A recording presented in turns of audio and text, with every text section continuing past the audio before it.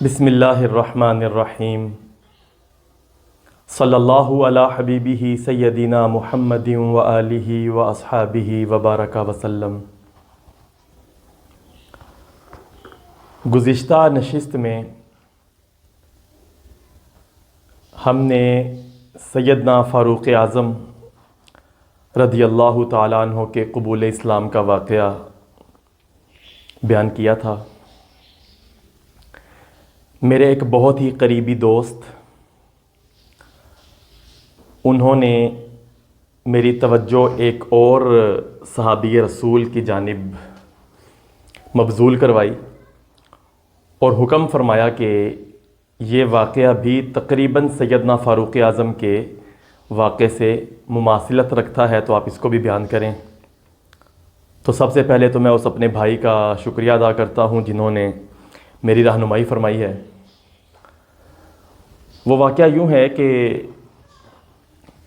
حضرت سیدنا بلال حبشی رضی اللہ تعالیٰ عنہ جب آذان دیتے تھے تو کچھ بچے آپ کی نقل اتارتے تھے کہ بلال یوں آذان دیتا ہے۔ یہ بات حضور رحمت عالم صلی اللہ علیہ وسلم میں کی خدمت عالیہ میں پیش کی گئی کہ یا رسول اللہ، کچھ لڑکے ہیں جو حضرت بلال کی نقل اتارتے ہیں۔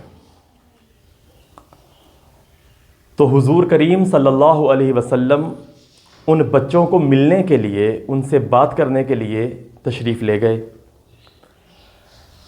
جب سب بچے آ گئے تو حضور کریم نے پوچھا کہ تم ہو جو میرے بلال کی نقل اتارتے ہو اذان کی؟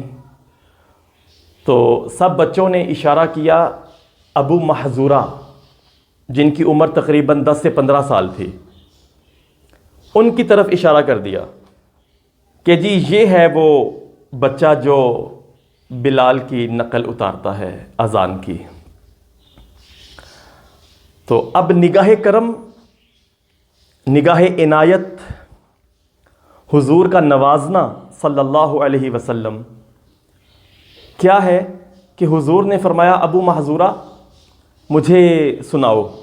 یاد رہے کہ ابھی انہوں نے اسلام قبول نہیں کیا ابو محذورہ نے، تو انہوں نے اذان پڑھنی شروع کر دی جیسی وہ نقل اتارتے تھے سیدنا بلال کی۔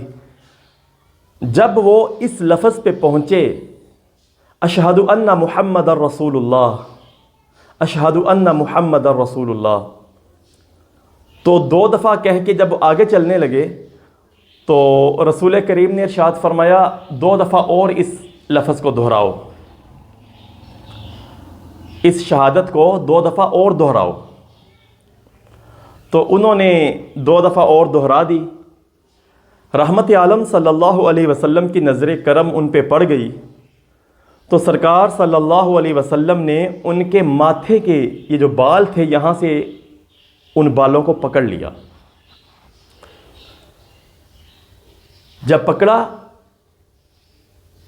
تو اللہ تعالیٰ نے حضور کی اس نگاہ کرم کے صدقے سے، حضور کی اس نگاہ عنایت کے صدقے سے ان کو ایمان کی دولت سے سرفراز فرمایا، اسلام قبول کر لیا۔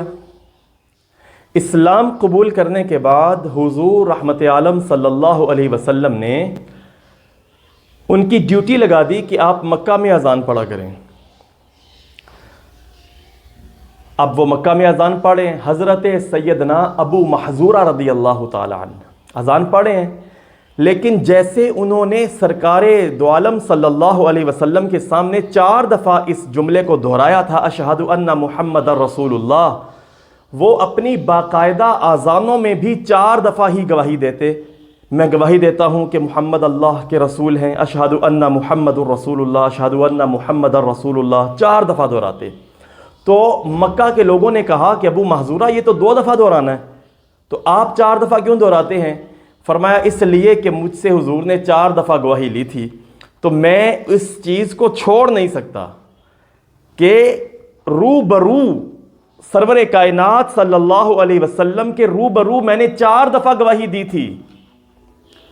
تو سیدنا ابو محذورہ تا دم آخر 4 دفعہ جب بھی اذان پڑھتے مکہ شریف کی فضاؤں میں آواز گونجتی تو 4 دفعہ آپ کہتے اشہد ان محمد رسول اللہ صلی اللہ علیہ وسلم.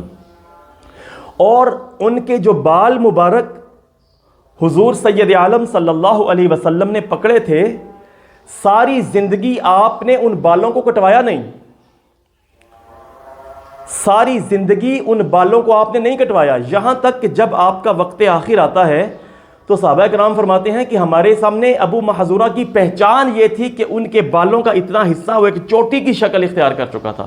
وہ سارے بالوں کو منڈواتے، ترشواتے، کٹواتے، لیکن جو بال مبارک رسول کریم کی مٹھی میں آئے تھے آپ نے ساری زندگی ان کو نہیں کٹوایا کہ ان پہ میرے رسول کریم کے دستے نورین نے، دستے مبارک سے نسبت ہے ان بالوں کو.